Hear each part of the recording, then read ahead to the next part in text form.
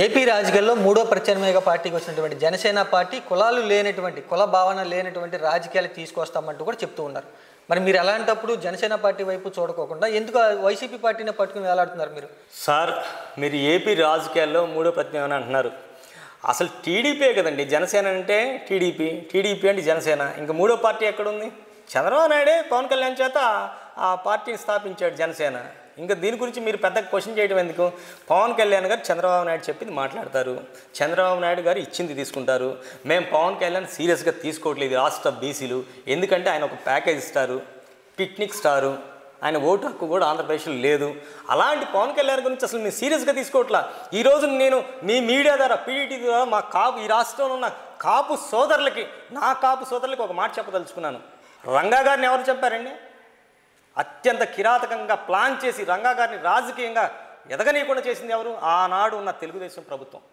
మరి ఆనాడు ఉన్న తెలుగుదేశం ప్రభుత్వంతో ఈనాడు అంటగాగుతున్న ఈ జనసేన అని పిలువబడే ఈ పవన్ కళ్యాణ్ ఏంటిది?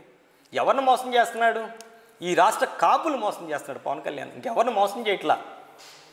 ప్యాకేజీ తీసుకొని చంద్రబాబు నాయుడు దగ్గర చంద్రబాబు నాయుడికి అమ్ముడిపోయి చంద్రబాబు నాయుడికి పెంపుడు కుక్కలాగుండి మరొకసారి నా కాపు సోదరుల్ని, నా అమాయకులైన కాపు సోదరుల్ని మోసం చేస్తూ వాళ్ళని రాజకీయ భవిష్యత్తు కాదు కదా, వాళ్ళకి ఆంధ్రప్రదేశ్లో భవిష్యత్తు లేకుండా వాళ్ళని అట్టడుగు తొక్కి పడేస్తున్నటువంటి ఈ పవన్ కళ్యాణ్ని సిగ్గుపడాలని చెప్పి నేనైతే మాట్లాడుతున్నాను. ప్యాకేజీ తీసుకున్నారని ఎలా విమర్శిస్తారు? మీరు ఒక రాజకీయ పార్టీ నాయకుడిగా విమర్శిస్తే ఓకే, బీసీ సంక్షేమ సంఘానికి చెందినటువంటి నాయకుడిగా మీరు పవన్ కళ్యాణ్ ప్యాకేజీ తీసుకున్నారని ఎలా విమర్శిస్తారు?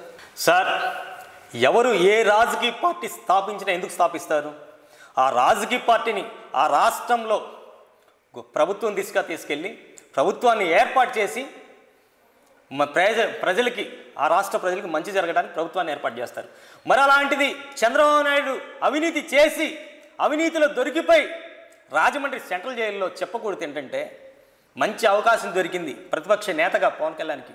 మరి ఏం చేశాడు చెప్పండి?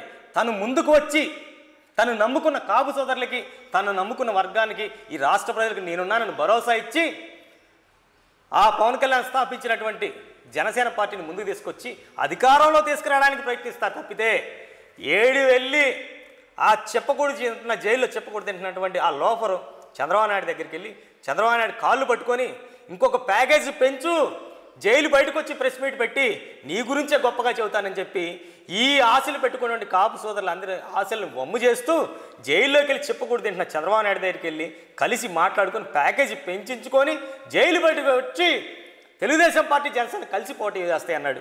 మరి మీరు ఇది ప్యాకేజీ కాక ఇంకేం చెప్తాను చెప్పండి?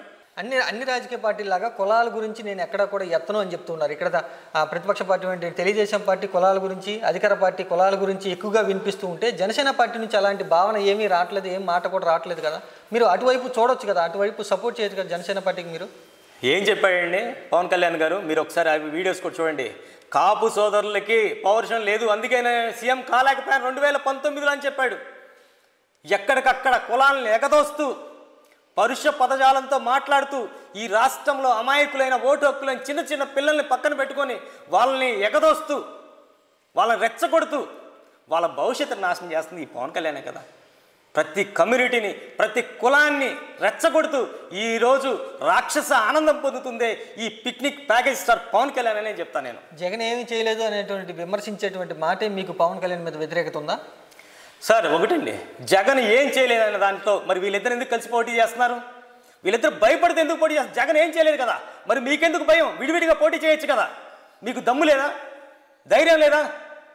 మీరు ఇంకోటి చెప్తున్నాను, ఈ రాష్ట్రంలోనే కాదు ఈ భారతదేశంలో ఏల గుర్తు, బోర గుర్తు, గొడుగు గుర్తు, ఎన్ని గుర్తులుంటే అన్ని గుర్తులు అందరూ ఒకటే వచ్చి పోటీ చేసిన ఆంధ్రప్రదేశ్లో మా రాష్ట్ర ముఖ్యమంత్రి జగన్మోహన్ రెడ్డి గారి మీద చేతి మీద ఉన్న వెంట్రుకు కూడా ఈ ప్రతిపక్షాలు పేకలేమనేది చెప్తున్నాం. వాళ్ళు ఎలా వస్తే మీకెందుకు? వాళ్ళు రావాలి మీరే అని ఎలా కోరుకుంటారు?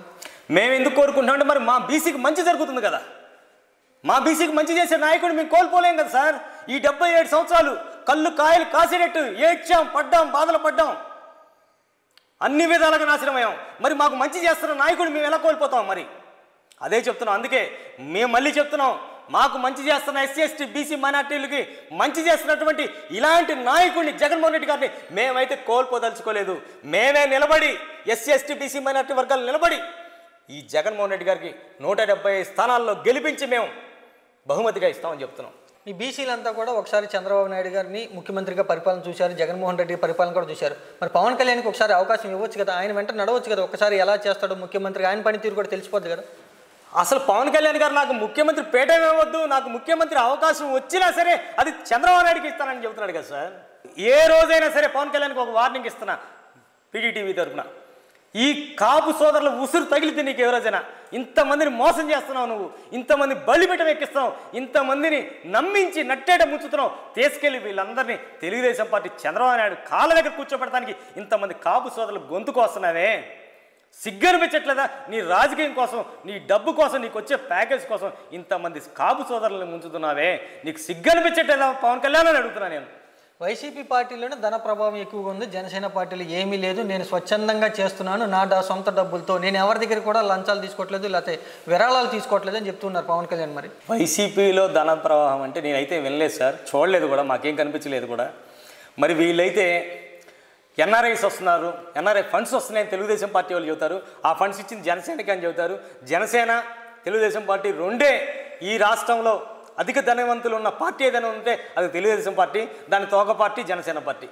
అంగు ఆర్భాటాలు లేకుండా పవన్ కళ్యాణ్ రాజకీయం చేయటమే తప్పంటారా?